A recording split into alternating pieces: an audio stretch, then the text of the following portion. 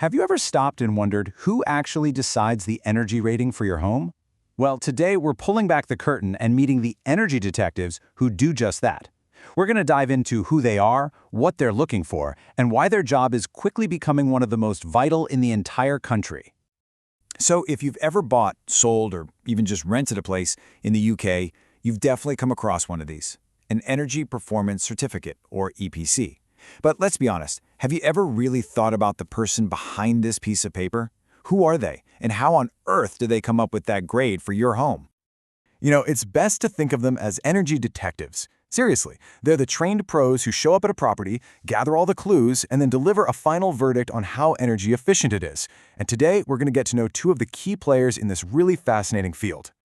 Right at the heart of this whole process are two really important but different professionals. First up, you've got the Domestic Energy Assessor, the DEA. They're the ones most of us are likely to meet. And then you've got the more specialized Retrofit Assessor, and believe me, they take things to a whole other level. All right, so let's start with the role that's really the foundation of it all, the Domestic Energy Assessor. This is the professional who's responsible for creating that EPC that we're all so familiar with. Their process is really methodical and honestly surprisingly quick. It all starts with a visit to the property, which is then followed by a survey that usually only takes about 30 to 60 minutes. Now, the key word here is non-invasive, so don't worry, they're not going to be drilling into your walls. From there, they take all that data they've collected and generate the final EPC. So what are they actually looking for during this survey?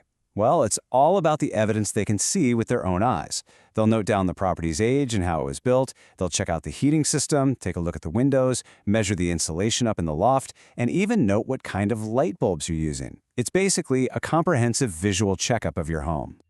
And the end result of all that work is that familiar EPC, which gives the property a simple A to G rating. A means your home is super efficient, while G, well, that suggests there's quite a bit of work to be done. Think of it as a snapshot of your home's current energy health. But here's the thing. An EPC is really just the start of the story. It tells you where you are right now, but it doesn't give you the detailed roadmap you need for a major transformation. For that, you've got to call in a different kind of expert altogether. So if you think of the EPC as the initial diagnosis, the next step is planning the cure, and that's where we level up to the Retrofit Assessor.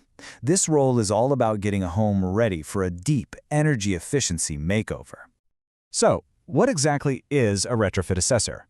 Well, what's crucial to understand is that they all start out as qualified DEAs, but then they go through some pretty significant extra training. This qualifies them to work under a special quality standard called PAS 2035. You can think of it as the official rulebook that makes sure home retrofits are done right, safely, effectively, and built to last. And this is where you can really see the difference between the two roles. A DEE spends, maybe an hour on site doing a quick visual survey to produce one single document, the EPC.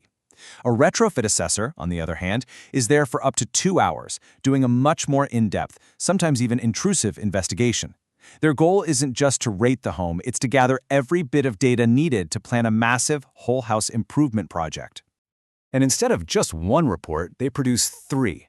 First, there's an energy report, which is kind of like a super detailed EPC on steroids. Then you've got the occupancy report, which looks at how the people living there actually use the home, things like how often they shower. And finally, there's a detailed room-by-room condition report, which flags any issues like damp or mold that absolutely have to be fixed before any retrofit work can even begin. Now, with so much detailed information being collected, the quality of the assessor becomes absolutely critical. And just like in any profession, right, there's a huge difference between a basic job and a great one. So what separates the good from the bad? Let's take a look at some insights from a real expert in the field. On one hand, a bad assessment, well, it's pretty obvious. You've got poor communication, blurry photos that don't really show anything, and just a general lack of understanding of how a building actually breathes and works. But a good assessment? That's a team effort.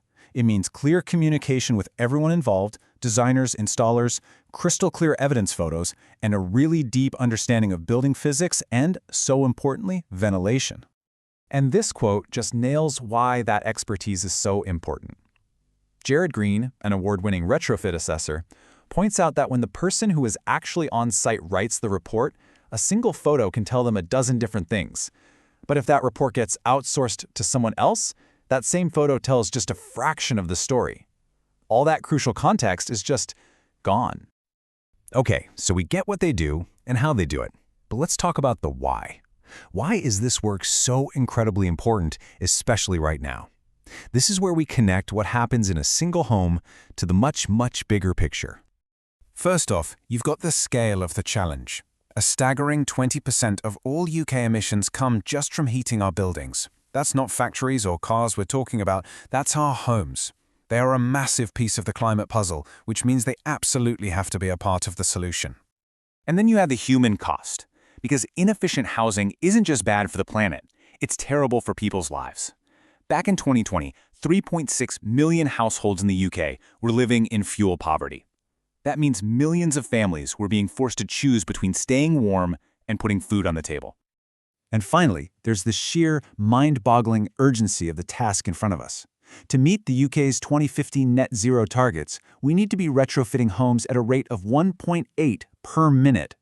Just let that sink in for a second. This isn't some far-off goal. This has to happen now. And the demand for skilled assessors to guide this huge undertaking is, as you can imagine, absolutely skyrocketed. So, the really crucial takeaway here is that this isn't just some technical job. It is a career with a real, clear, and urgent purpose.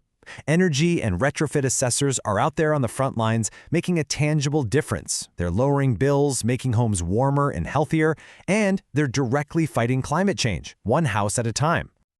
Which really just leaves us with one final thought to ponder. We've talked a lot about the professionals and the process, but what about your own home? Is it ready for the future? And who's going to be the detective that helps you find the answers?